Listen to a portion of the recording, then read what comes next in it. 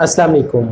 आज के लेक्चर में हम ये पढ़ेंगे कि डीएनए का रेप्लिकेशन का जो प्रोसेस है वो किस तरह होता है। बोर्ड एग्जाम के लिए काफ़ी इंपॉर्टेंट क्वेश्चन है, तो इसको आपने किस तरह अटैम्प्ट करना है ये भी साथ साथ नोट कीजिएगा, और किस तरह आपने इसको ड्रॉ करना है वो भी, उस पर भी फोकस कीजिएगा।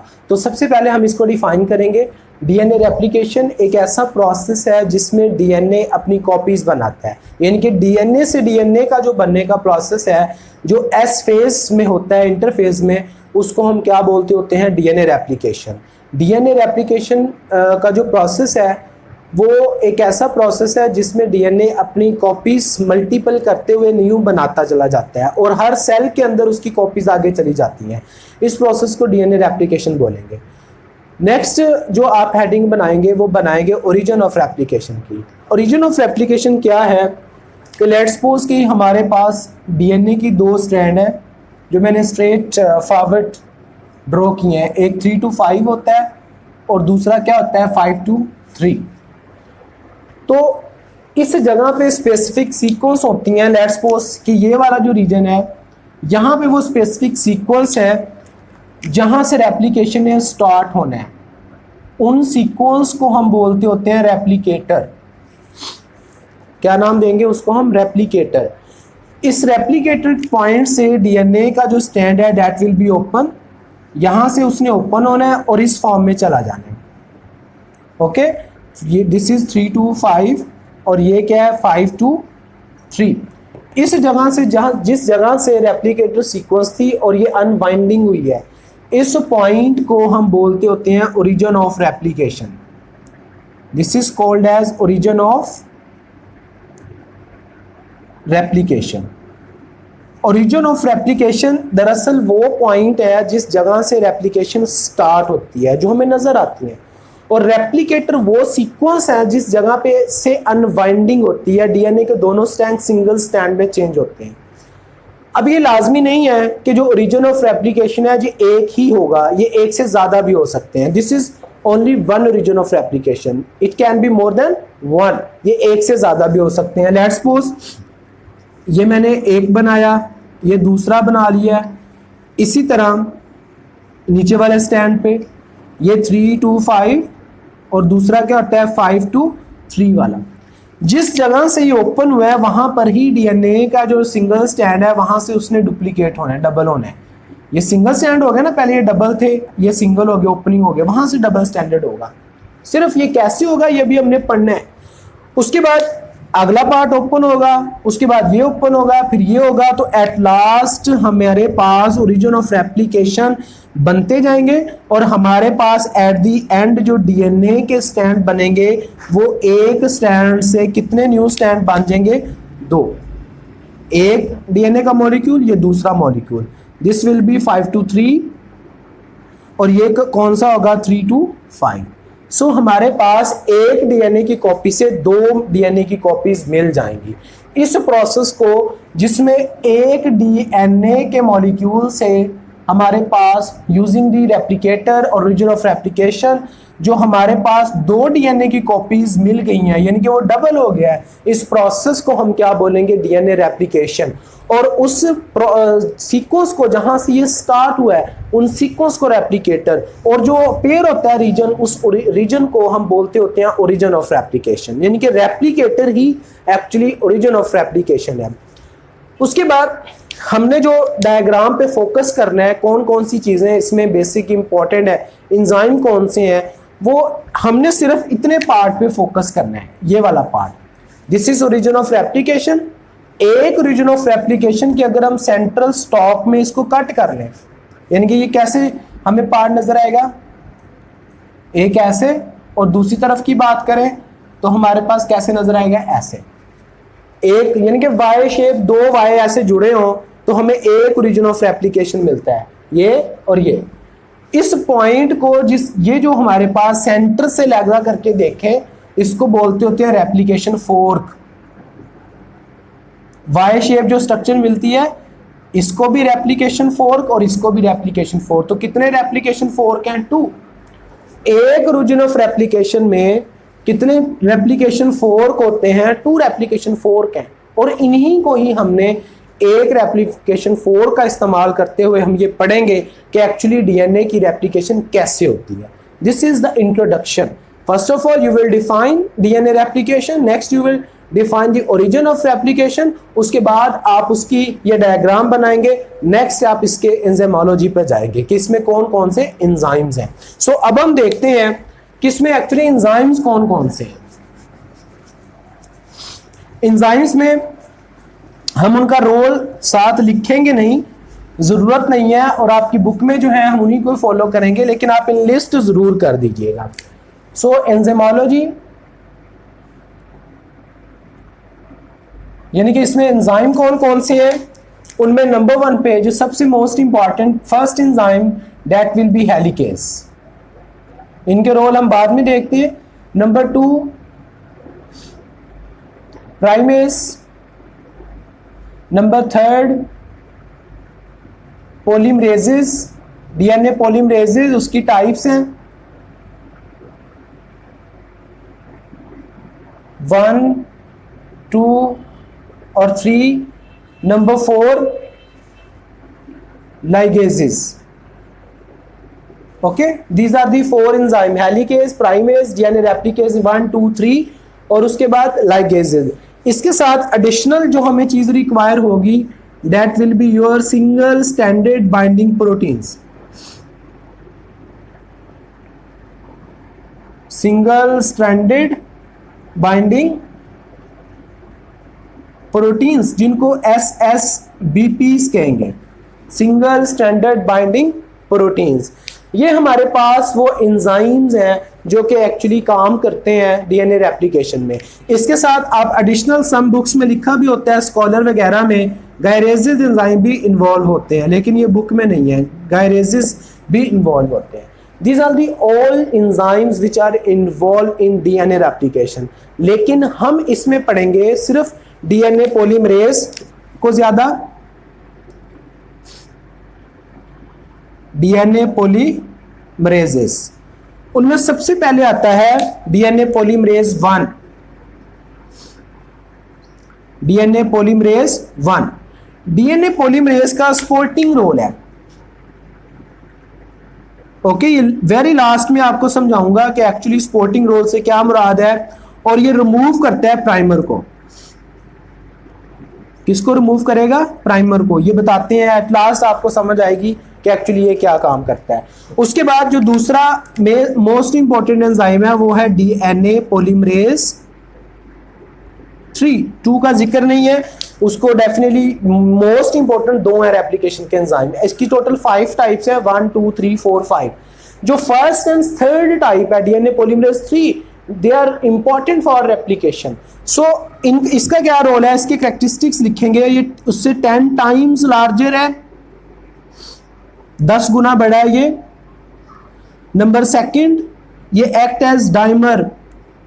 डाइमर मींस दोनों तरफ मूव कर सकता है, दोनों स्टैंड पे, 5 to 3 वाले पे भी, 3 to 5 वाले पे भी। प्रूफ रीडिंग एबिलिटी भी है, यानी कि कोई गलती की है तो उसको सही भी कर लेता है। उसके साथ डाइमर दोनों स्टैंड पे एक्ट ये कर सकता है, 3 to 5 वाले पे भी, 5 to 3 वाले पे भी। इस वजह से ये डाइमर है। उसके बाद ये पॉलीमराइज करता है, पॉलीमराइज्ड 1000 न्यूक्लियोटाइड्स पर सेकेंड। 1 सेकंड में जो स्टैंड खुला हुआ है डीएनए का ओरिजिन ऑफ रेप्लिकेशन से, वहां पे तकरीबन 1 सेकंड में 1000 न्यूक्लियोटाइड्स को कैटालाइज कर सकता है, लगा सकता है। ये इसके 3 मोस्ट इंपॉर्टेंट पॉइंट्स हैं डीएनए पॉलीमरेज 3 के। ओके, उसके बाद इसकी 3, क्योंकि ये प्रोटीन है, कंसिस्ट ऑफ 3 पॉलीपेप्टाइड चेन। कितनी होती हैं? 3 पॉलीपेप्टाइड्स चेन। अल्फा, बीटा और एप्सिलॉन, ये इसकी 3 पॉलीपेप्टाइड चेन के नाम है जो साइड पे बॉक्स बना है, उन्हें याद करने की जरूरत नहीं है। सिर्फ लिख रहा हूं अल्फा, बीटा और एक एप्सिलॉन, जो इसकी 3 पॉलीपेप्टाइड के चेन के नेम है। इसके साथ इसके दूसरे कंपोनेंट्स भी हैं, लेकिन हमने इसकी स्ट्रक्चर पे नहीं जाना। उसके बाद इसके 2 मोस्ट इंपोर्टेंट और पॉइंट कौन से हैं? नंबर 1, इसी के आगे कैरेक्टरिस्टिक्स, और कौन कौन सी हैं?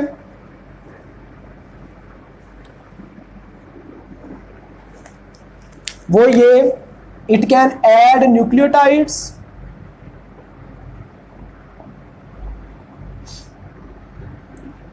It can add nucleotide at OH end, जिसको कौन सा एंड बोलते हैं? 3 एंड। किस एंड पे न्यूक्लियोटाइड ऐड कर सकता है? 3 एंड पे। इसका क्या मतलब है मैं नेक्स्ट समझाता हूं, अभी सिर्फ उसके कैरेक्टर्स लिखवा रहा हूं। और इस वजह से जो डीएनए की सिंथेसिस है, इसको मैं आगे जाकर रिपीट करूंगा। डीएनए सिंथेसिस ऑलवेज, वो कौन सी डायमेंशन भी होती है? 5 to 3 में। दिस इज एमसीक्यूज कि डीएनए की जो रेप्लिकेशन का प्रोसेस है वो किस तरफ जाता है? 5 to 3 रेप्लिकेशन होती है इसकी। उसके बाद जो दूसरा पॉइंट है, it can not add nucleotides, can not add nucleotides at single strand. ये सिंगल स्ट्रैंड पे न्यूक्लियोटाइड ऐड नहीं कर सकता, यानी कि ये उस स्ट्रैंड पे ही न्यूक्लियोटाइड ऐड करेगा जिस जगह पे इसको डबल स्टैंडर्ड मॉलिक्यूल मिलेगा डीएनए का। वो किस तरह डबल होता है, ओरिजिन ऑफ रेप्लिकेशन, वो हम प्रोसेस में देखते हैं। इन्हीं दो पॉइंट्स को यूटिलाइज करते हुए हम सारे प्रोसेस को अंडरस्टैंड करेंगे कि एक्चुअली डीएनए रेप्लिकेशन किस तरह होती है और कैसे होती है। सो अब हम इसको ड्रॉ करके समझने की कोशिश करते हैं कि मैकेनिज्म में आप इसको कैसे एक्सप्लेन करेंगे। So next you will write about mechanism. Okay, mechanism आप इसमें एक्सप्लेन करेंगे। तो मैकेनिज्म को देखते हैं।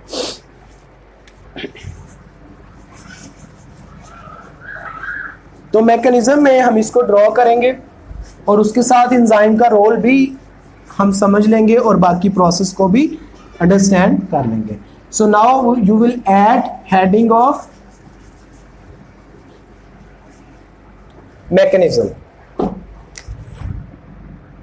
मैकेनिज्म में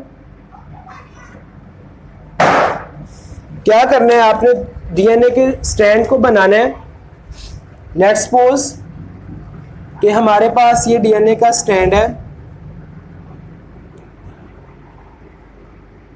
एक, और उसके बाद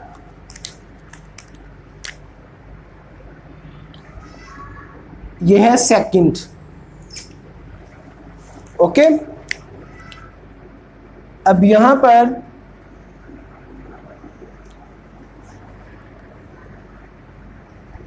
ये ठीक है, ये इस तरह आपने इसको ड्रॉ कर लेना है। उसके बाद जो एक स्ट्रैंड है उसको आपने, जो नीचे वाला है उसको मैं लिख रहा हूं 3 to 5, ये वाला, और डेफिनेटली जो ऊपर वाला होगा वो क्या होगा? 3 to 5 इन अपोजिट डायरेक्शन। ये उसकी अनवाइंडिंग कर ली है। क्या मतलब कि हमारे पास ये डीएनए का ओरिजिन ऑफ रेप्लिकेशन था, उस ओरिजिन ऑफ रेप्लिकेशन में ये वाला पार्ट जो एक वाई शेप का है वो मैंने यहाँ पर एक साइड को आप ये ड्रॉ कर लें या इस तरफ को ड्रॉ कर लें, बस सिमेट्री का पता हो कि एक्चुअली वो कैसे काम करेगी। अब यहाँ पर सारी सीक्वेंस पड़ी हुई है, एडेनिन, गुआनिन, साइटोसिन, थायमिन, वो सारी यहाँ पर हमारे पास मौजूद है, इस स्टैंड के ऊपर भी और इस स्टैंड के ऊपर भी। ये स्टैंड पहले क्या था? वाइंड था। इसको ओपनिंग जिस एंजाइम ने किया है वो है helicase. So first of all we will draw the enzyme helicase. ये और ये वो एंजाइम है जिन्होंने इसको ओपन करवाया है, और वो एंजाइम ओपन करवाने वाले कौन से हैं? हमारे पास हेलिकेजेस हैं जो हाइड्रोजन बॉन्ड को तोड़ते हैं। उसके साथ इसकी अनवाइंडिंग जो करवाई है वो गायरेजेस एंजाइम ने करवाई है। ये स्क्वाइलिंग जो हुई होती है ना, गायरेजेस मैंने लिखा था एंजाइम में, वो क्या करवाता है? इसको खोलता है। और जो सेंटर में जो हाइड्रोजन बॉन्ड है वो कौन तोड़ देता है? वो हेलिकेजेस तोड़ देते हैं। अब ये दोबारा भी तो बंद हो सकते हैं बाय अट्रैक्शन। इसकी बाइंडिंग को बचाने के लिए यहां पर हमारे पास जो इसकी बाइंडिंग से प्रिवेंट करती हैं प्रोटीन, उन प्रोटीन को हम नाम देते होते हैं सिंगल स्ट्रैंडेड बाइंडिंग प्रोटीन्स। ये सिंगल स्ट्रैंडेड बाइंडिंग प्रोटीन्स हैं जो स्ट्रैंड को बंद होने से बचाती हैं, ताकि आपस में कंप्लीमेंट होके दोबारा से डुप्लीकेट ना हो जाए, दोबारा से डबल स्टैंडर्ड में ना चेंज हो जाए। सो उसके बाद क्या होता है? जो एंजाइम जो डेफिनेटली ये प्रोसेस न्यूक्लियस में हो रहा है। जो एंजाइम है डीएनए पॉलीमरेजेस वो यहाँ पर मौजूद है। अब उस एंजाइम में जब तक वो नहीं है, कोई भी डेफिनेटली उसकी ये हैबिट है कि उस सिंगल स्ट्रैंड पे वो न्यूक्लियोटाइड ऐड कर ही नहीं सकता। इस वजह से उसको मैं ये इस इमोजी से मेंशन कर रहा हूँ। इसका मतलब क्या है कि जो एंजाइम है डीएनए पॉलीमरेज वो अनहैप्पी है। अनहैप्पी होने से क्या मुराद है कि जो डीएनए पॉलीमरेज 3 एंजाइम है वो सिंगल स्ट्रैंड पे कुछ नहीं कर सकता। मैंने प्रॉपर्टी में लिखवाया है, उसको पहले डबल स्टैंडर्ड पे न्यूक्लियोटाइड ऐड कर सकता है, और वो भी किस साइड पे, OH जहां पे होगा 3 एंड पे। उसके लिए फिर एक नया एंजाइम आता है जिसको बोलते हैं प्राइमेज, जो प्राइमर बनाता है डीएनए प्राइमेज। वो क्या करता है जी, प्राइमेज एंजाइम, लेट्स सपोज इस स्टैंड पे बात कर रहा हूं, वो यहां पर आके अटैच हुआ। What is primase? Primase is enzyme जिसने ये प्राइमेज प्राइमर बनाया और अटैच करवा दिया उसकी जगह पर जिस जगह पे उसकी सीक्वेंस मैच हुई। प्राइमेज ने कौन सी चीज को बनाया है? प्राइमर को। प्राइमर क्या है? 5 to 10 न्यूक्लियोटाइड की सीक्वेंस है आरएनए की, यानी कि सिर्फ 10 से 10 से 15 न्यूक्लियोटाइड अगर जुड़ती हैं तो एक प्राइमर बनता है।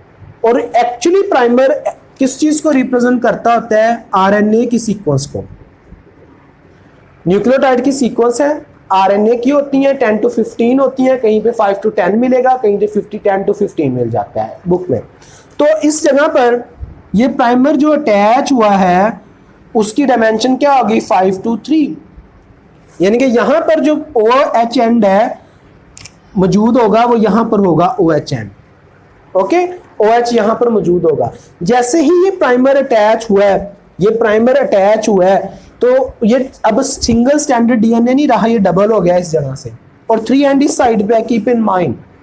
तो इस वजह से जैसे ही अटैच हुआ, अब ये जो एंजाइम थे दैट विल बी हैप्पी, यानी कि अब उनको डबल स्टैंडर्ड मॉलिक्यूल मिल गया। तो जैसे ही मिलेंगे they will travel and will attached on this side. किस साइड पे अटैच हो गए? यहाँ पे 5 एंड है, क्योंकि ये 3 एंड पे 5 to 3 वाला प्राइमर बना के लगाएगा प्राइमेज, और उसका 3 एंड इधर है। जैसे ही मिलता है तो उसी के साथ न्यूक्लियोटाइड जो पहले से बनी पड़ी है, लेट्स सपोज यहाँ पे एडेनिन है तो इधर से थाइमीन, इधर थाइमीन है तो इधर से एडेनिन, और यहाँ से गवानीन है तो यहाँ से साइटोसिन, जो पहले से साल में बनी पड़ी होती है, वो आके ये एंजाइम पकड़ता जाएगा और उसको ऐसे ऐसे जोड़ता जाएगा। और ये अब आगे मूव कर रहा है, इस तरफ को मूव कर रहा है। इधर इतनी सीक्वेंस को लगाया और यही एंजाइम अब कहाँ पहुंच गया? ट्रैवल करते हुए यहाँ पर, फिर इसको लगाएगा, फिर कहाँ पहुंच गया? इधर। देखें जो न्यूक्लियोटाइड 2 जुड़ी, मसलन एक 5 to 3 है, जो नहीं जुड़ेगी उसका 5 एंड इधर फॉस्फोडेस्टर बॉन्ड से जुड़ गया, इधर फिर कौन सा एंड मौजूद होगा? 3 एंड मिलता जा रहा है, और ये एंजाइम क्या करता जा रहा है? आगे मूव होकर सिंगल स्टैंड को किस में कन्वर्ट कर देता है? डबल स्टैंडर्ड मॉलिक्यूल्स के अंदर। और उसकी वजह से हमारे पास ये जो सीक्वेंस आती हैं एट द एंड, अगर देखें तो कहीं पे भी इसने ब्रेक नहीं लिया है, और ना ही मैंने ये कहा है कि प्राइमर 2 लगे हैं। कंटिन्यूसली सिंथेसाइज हुआ है। 2 प्रॉपर्टीज इसकी याद रखनी है कि जो ये 3 to 5 वाला स्ट्रैंड है, इसकी 2 प्रॉपर्टी हैं। ये कंटिन्यूसली सिंथेसिस करता है, और नंबर 2 दूसरा इसका पॉइंट क्या याद रखेंगे कि इसकी रेप्लिकेशन कैसे हुई है? टुवर्ड्स रेप्लिकेशन फोर्क, यानी कि इस तरफ। इस 2 प्रॉपर्टीज की वजह से, क्योंकि इसमें कोई ब्रेक नहीं है, कंटिन्यूसली सिंथेसाइज 3 एंड मिलता जा रहा है, ये एंजाइम उसको सिंथेसाइज कर रहा है, तो एक ही प्राइमर लगा और पूरा स्टैंड सिंथेसाइज हो गया। इस स्टैंड को इस वजह से बोलते होते हैं लीडिंग स्ट्रैंड। क्या नाम बोलते होते हैं इसको? जो कंटिन्यूसली सिंथेसाइज हुआ है, this will be called as leading strand. इसको हम लीडिंग स्ट्रैंड बोलेंगे, ठीक है। और ये 3 to 5 वाला जो है, क्योंकि उसकी सीक्वेंस यूटिलाइज्ड हुई और वो लीड कर रहा है, उसको हम लीडिंग स्टैंड बोलेंगे, और वो कंटिन्यूसली बने। तो ये स्टैंड इस तरह डबल हुआ। फिर दूसरा स्टैंड कैसे रेप्लिकेट होता है? अगेन ये जो हमारे पास सीक्वेंस है, ये डीएनए पॉलीमरेज 3 का, अब आपको पता है एक स्टैंड डबल हो गया। अब ये फिर इसी तरह ये स्टैंड स्टिल अनहैप्पी, अगर हम इस स्टैंड देखें, ये हम दो नहीं होते और भी होते हैं, इस पे भी काम हो रहा था, इस पे भी हो रहा होता है, मैं समझा एक को रहा हूं। अब इस पे क्या होता है कि इस स्टैंड पे लेट्स सपोज के प्राइमर सीक्वेंस हमारे पास यहां पर लगी, इस जगह पर, दिस इज प्राइमर, ये 5 to 3 है, तो प्राइमर की डायमेंशन क्या होगी, ये प्राइमर है तो प्राइमर 5 to इधर होगा ऐसे, क्योंकि स्टैंड 5 to 3 है। प्राइमेज ने जो प्राइमर लगाया है वो किस नेचर का लगाया है, दैट इज ऑफ 3 to 5, वैसे 3 to 5 वाला प्राइमर लगा है। अब ये एंजाइम जैसे ही प्राइमर लगा, दे विल बी हैप्पी, ये क्या हो गए, खुश हो गए, और फौरन जाके किस साइड पे अटैच होंगे, दूसरी प्रॉपर्टी क्या है, it can add nucleotide at 3 end, ये 3 एंड था, तो न्यूक्लियोटाइड लगाए तो साथ ही जो है वो हमारे पास ये जो सिंगल स्टैंड था ऐसे मूव करके इधर पहुंचे, और इधर हमारे पास आके ये क्या हो गया, इसको सिंगल स्टैंड से किस तरफ बना दिया, इसको डबल स्टैंडर्ड में कन्वर्ट कर दिया। तो अब यहां पर कौन सा एंड है, 5। अब यहां पर एप्लीकेशन नहीं होगी अनटिल कोई दूसरा आपके पास जो प्राइमर है वो ना आ जाए, ये प्राइमर, ठीक है, प्राइमर फिर से लगेगा, डबल स्टैंडर्ड जरूरी है ना उसके लिए, डीएनए पॉलीमरेज के लिए, फिर ये हैप्पी। अब इसका भी 3 एंड इधर, 5 एंड इधर, प्राइमेज एंजाइम, सॉरी ये जो डीएनए पॉलीमरेज एंजाइम है फिर ये आएगा, फिर ये स्ट्रैंड को क्या करेगा, कंटिन्यूसली सिंथेसाइज करेगा, ये सिंथेसाइज होगी, ठीक है, फिर ये पार्ट रह गया।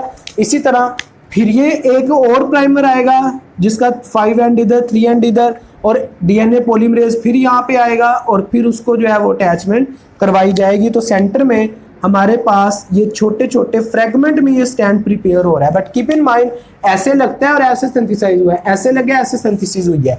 इस स्टैंड की जो सिंथेसिस है वो अवे फ्रॉम रेप्लिकेशन 4 हुई, इसकी देखें एरो इस तरफ, इसके इस तरफ सिंथेसिस, को 3 एंड उधर था।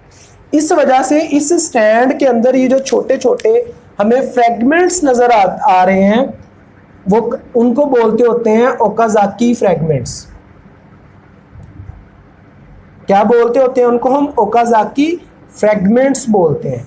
इनकी लेंथ अगर प्रोकैरियोट्स में बात करें तो इनकी जो लेंथ है प्रोकैरियोट्स में वो होती है 1000 to 2000 न्यूक्लियोटाइड्स, और अगर यूकैरियोट्स के अंदर बात करें तो इन स्टैंड की लेंथ होती है जस्ट 200 से 100 to 200 nucleotides. So in Okazaki fragment में ये जो बने हैं इनमें कंप्लीट ये सिंथेसिस नहीं हुआ कि जैसे ये लगा सारा ही बन गया, इनमें छोटे छोटे फ्रेगमेंट बने और प्राइमर स्टिल वहां पे मौजूद है। हमें प्राइमर नहीं चाहिए, क्यों, क्योंकि वो आरएनए की सीक्वेंस है, हमें सिर्फ डीएनए से डीएनए ही बनाना है।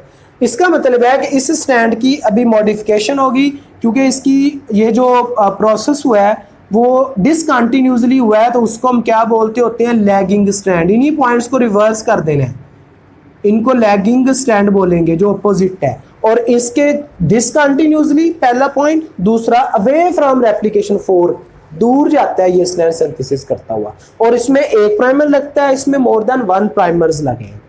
ओके, उसके बाद जो डीएनए पॉलीमरेज है वो क्या करेगा, वो आके जो सपोर्टिंग रोल प्ले कर रहा है, सपोर्टिंग रोल, अब यहां पर उसने आकर लगना है जिस जगह पे प्राइमर मौजूद है।